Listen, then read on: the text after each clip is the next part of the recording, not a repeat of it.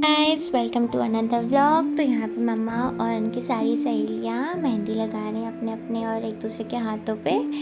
क्योंकि वट सावित्री का पवित्र पर्व था आज। तो ये कल का प्रोग्राम है जो ये मेहंदी लगा रहे हैं। सबने अपने अपने हस्बैंड्स का नाम लिखा हुआ है अपने हाथों में, बहुत एक्साइटेडली दिखा रहे हैं। एंड गाइस ये चारों के चारों बहुत ज़्यादा नॉटी हैं।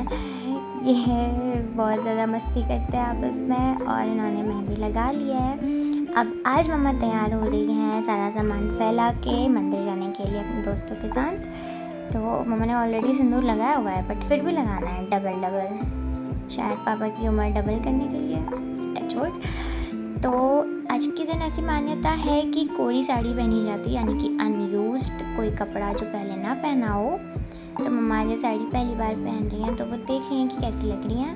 मैंने नथ, मांग टिका वगैरह श्रृंगार अपना पूरा कर लिया है। उसके होता है मम्मा का फ़ोटोशूट। लेकिन फ़ोटोशूट होते होते उनकी एक फ्रेंड आ जाती हैं जो कि हमारी कॉलोनी की हैं टॉम बॉय। लेकिन आज साड़ी पहनी है तो बहुत सुंदर लग रही हैं। तो अब ये हैं मम्मा की गैंग की दूसरी मेंबर और मम्मी की ह्यूमर ट्विन सिस्टर।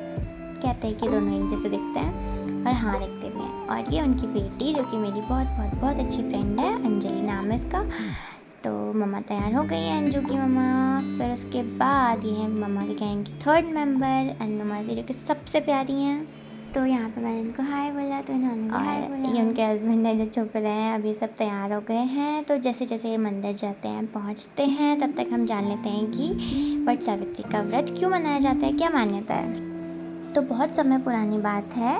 सत्यवान और सावित्री पति पत्नी थे। सत्यवान की उम्र खत्म होने को आई थी और उसी दिन वे जंगल गए थे लकड़ी काटने के लिए। ठीक है, अब वो लकड़ी काटते काटते उनको अचानक से चक्कर आया और वो नीचे गिर गए सावित्री की गोद में। तो अब उनका अंत हो गया था। तो यमराज उनको लेने आए। तो लेकिन सावित्री जी ने यमराज का पीछा नहीं छोड़ा। फिर यमराज ने उनको वापस जाने को बोला तो सावित्री जी ने पतिव्रता और धर्म पर बहुत ज्ञानवर्धक बातें करी, जिससे यमराज बहुत प्रसन्न हो गए थे। ऑब्वियसली प्रसन्न होने पर उन्होंने बोलना था कि तुम मांगो, तुम्हें जो वरदान चाहिए मैं दूंगा। तो सावित्री जी ने 3 वरदान मांगे थे। उनमें से तीसरा ये था कि उन्हें सत्यवान से 100 पुत्रों की प्राप्ति हो। तो यमराज ने ज़्यादा सोचा नहीं, दिमाग नहीं लगाया, तो उन्होंने बोल दिया ठीक है। अब सावित्री जी ने यहाँ पे अपना तर्क रखा कि बिना पति के पुत्र कैसे मिलेंगे। अब आजकल के ज़माने में ऐसा तो नहीं है ना कि बोल दिया बाद में मुकर गए अपनी बात से। वो तो भगवान थे, उन्होंने बोला था तो उनको करना था। तो उन्होंने सत्यवान के प्राण सावित्री जी को वापस लौटा दिए। और इसी दिन से सारी महिलाएं अपने पति की लंबी उम्र के लिए वट सावित्री का व्रत रखती हैं और वट वृक्ष की पूजा करती हैं। वट यानी कि बरगद का पेड़ इसीलिए क्योंकि बरगद लंबी आयु और स्थिरता का प्रतीक माना जाता है। इस पे रक्षा धागा बांधती हैं, आरती करती हैं और सत्यवान सावित्री की कथा सुनती हैं आपस में।